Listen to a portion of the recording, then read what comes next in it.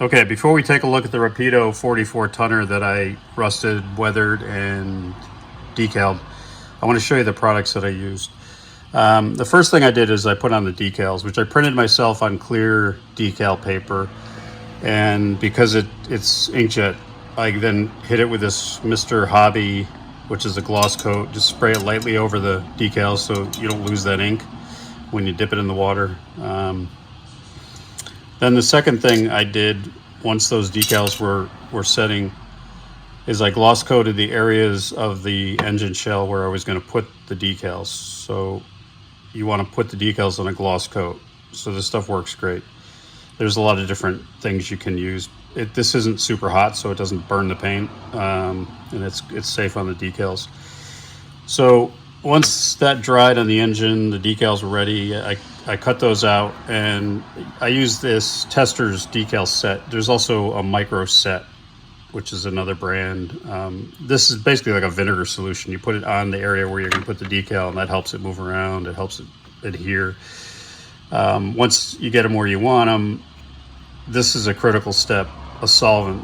I use microsol. It softens the decal material so that it really sets nicely into the model, and it looks like it's painted on. Once you let that all dry, you then gloss coat over it again, or that's how I do it anyway. And that just blends everything together, takes away any visible lines in the decal, and you let that dry.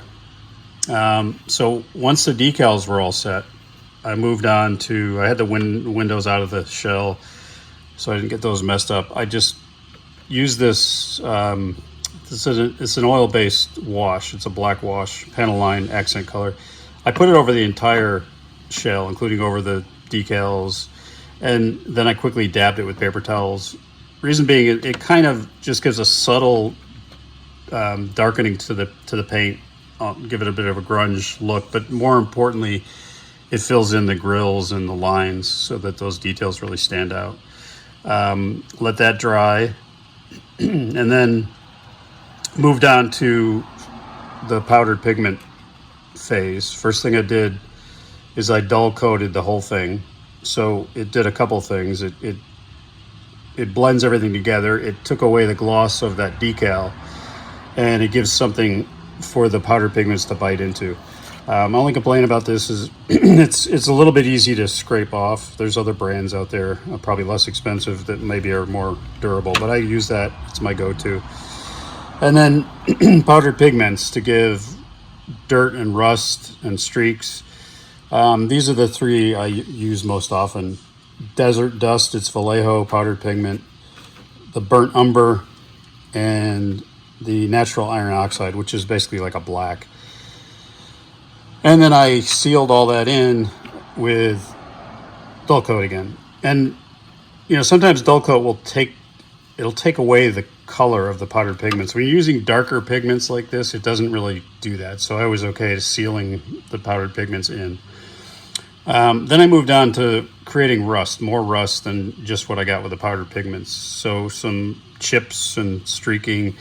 First thing I played around with is this enamel wash. I've used this for a long time. It's nice, but it's a little on the light side. And because it's oil-based, it tends to kind of give an oily look around the color. It kind of bleeds into the dull coat and into the powdered pigments. So I used it in some spots, but then there's two product types that I'm starting to use now. One is this oil brusher.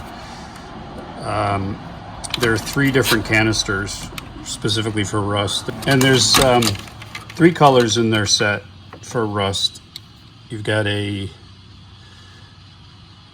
red primer, a dark brown, and a rust.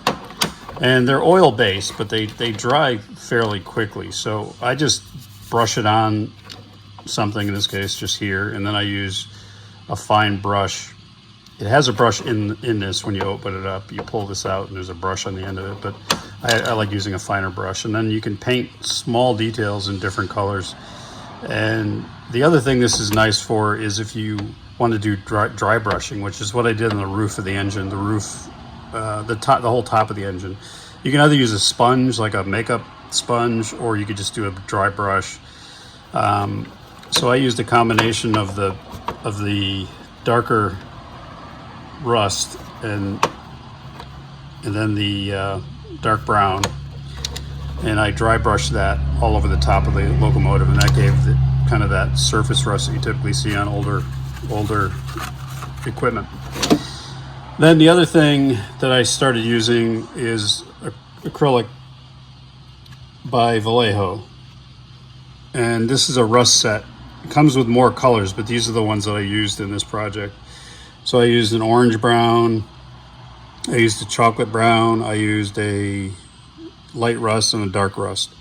In varying combinations. I kind of layered. I did like a light, and then it gets darker as it goes toward the center. I tried different things, and it dries quick. And because it's acrylic, you can get a 3D effect. You can kind of layer it on thick if you want to make it look like it's crusty rust. And then the set also comes with an acrylic wash, which is nice because, you know, this enamel wash does leave kind of an oily look around the color that you put on there. This doesn't do that because it's acrylic. So I played around with both. The net effect was I got some nice rust effects that I hadn't tried prior. The other thing I did is I took Tester's gloss yellow, and I used that just to paint the ends of the handrails for like a safety yellow. And then once I got all that in place, I went ahead and I hit it again with dull coat so that everything kind of blended together and locked in. And then the last step was airbrushing, and I like to use Tamiya 50-50, 91%, 50% of that, 50% the color. And the three colors I use pretty much when I do these weathering with the airbrush is flat earth, flat black, and flat white. And that's really to do two things. One is the exhaust stains on the roof, and then these two for more of a kind of a road grime and dust that is down toward the trucks and the bottom of the engine. And I use this spray booth that I got off Amazon, which, you know, inexpensive, Chinese made, but works great. And then my Iwata airbrush. So a lot of stuff, but, you know, part of it was a learning experience, and I'm happy with the results. So let's take a look at it.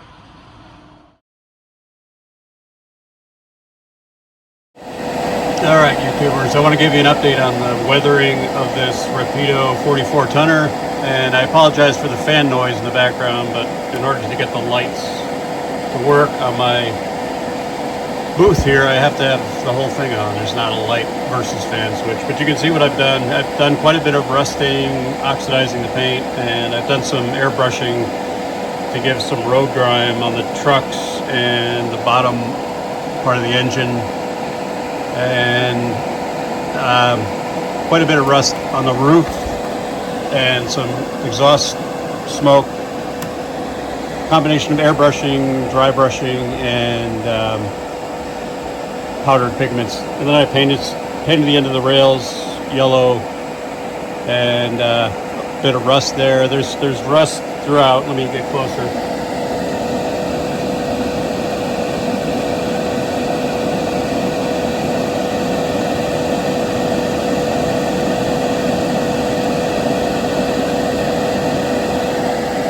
And you can see the United Steel branding or decaling on the side.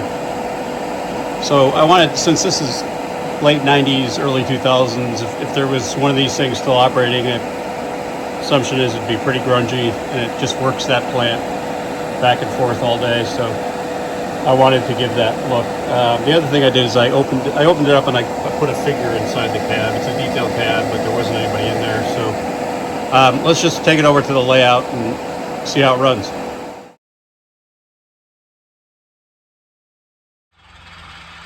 All right, let's watch this 44 tonner do its operations at United Steel.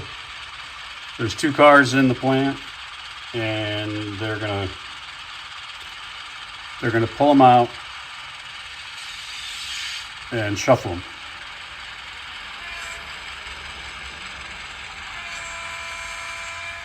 It's a nice runner. I mean, because it's got a small wheelbase, you know, you do got to make sure the tracks are super clean. It has a capacitor, but it's a micro decoder, V5, so that capacitor doesn't hold a lot of juice, so you will get some stuttering if you've got dirty tracks around the turnouts. But yeah, so in this situation, the railroad would drop off the full cars, and then US Steel is going to just shuffle them around as it needs to. Or United Steel, sorry.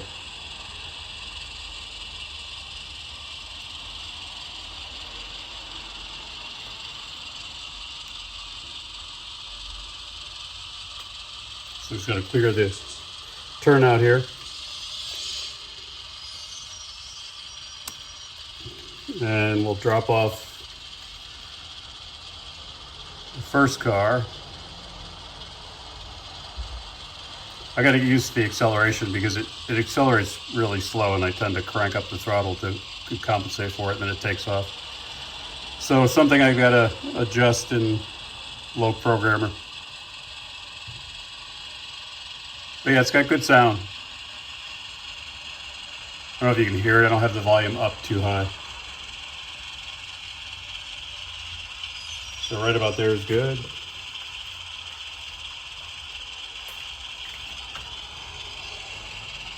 We're going to drop off the covered coil car here. And I'm still in the process of upgrading all these Atlas cars to Athearn and Atlas cars to Katy couplers, because as you can see, what comes in the box doesn't work great. All right, so now it wants to push that CP rail back further into the plant.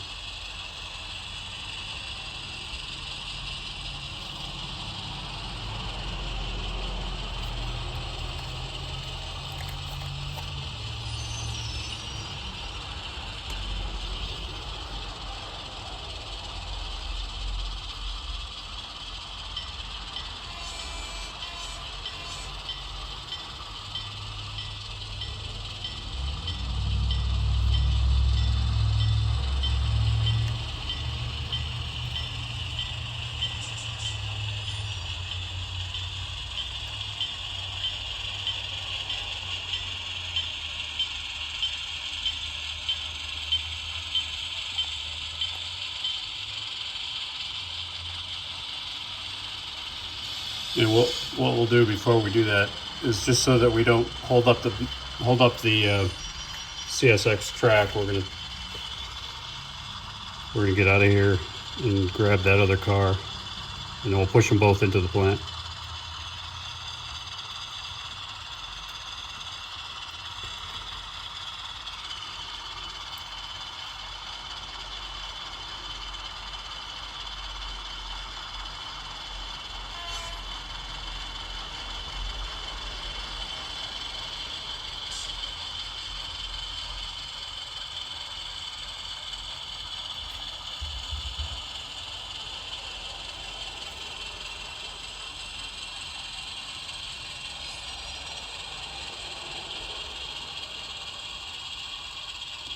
So this gives the operator, while people are working the other industries, even switching up the CSX yard here, shuffling cars, somebody else can be working the plant. And I think I'll have it so that the United Steel leases that locomotive to the scrapyard as well, so that we could do some shuffling of cars over in the scrapyard. So it kind of works that industrial area. All right, so let's get it to grab that covered coil car now.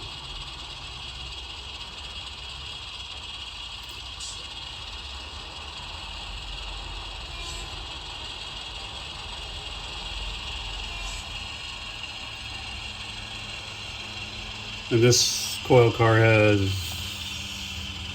it's got one of those cheapo out of the box couplers, so it's not going to couple when I make contact, so I'll just have to do that by hand. Yeah, that's what I figured. Not even close. It's just so big compared to the Katy that's on the Rapido that it doesn't even connect. There we go. But we'll fix that. Nothing worse than something like that to mess with your operations. All right, so now it can take both of these coil cars and push them back into the plant.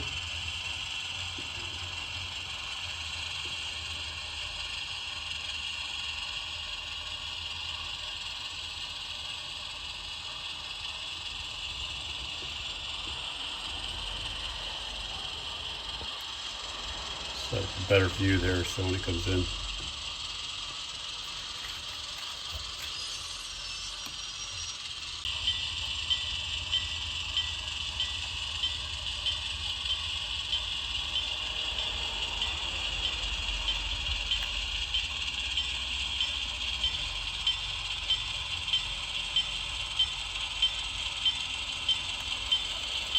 Pause right there, make sure we got a couple since they're going to be in the building.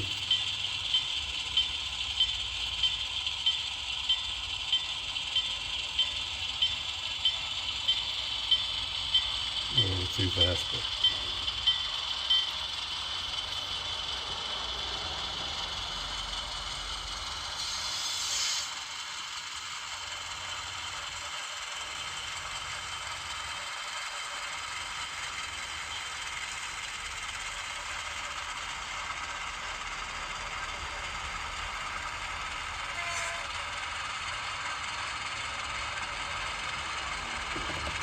and you'll see the red light over the door will turn red once that car is backed up enough inside.